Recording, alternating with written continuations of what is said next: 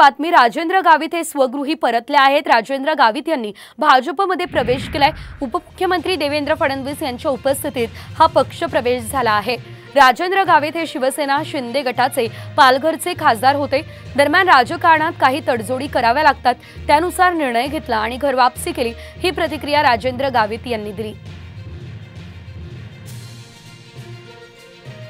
18ची निवडणूक आपल्याला सगळ्यांना कल्पना आहे की अत्यंत क्रुशियल अशा प्रकारची त्या ठिकाणी ती निवडणूक झाली आहे।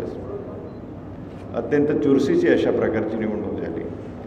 त्यानंतर काही टेक्निकल याच्यामुळे उद्धव साहेबांनी आग्रह केला की पालघरची सीट आम्हालाच पाहिजे आणि त्यानुसार त्या ठिकाणी फडणवीस साहेबांबरोबर त्या ठिकाणी चर्चा केली।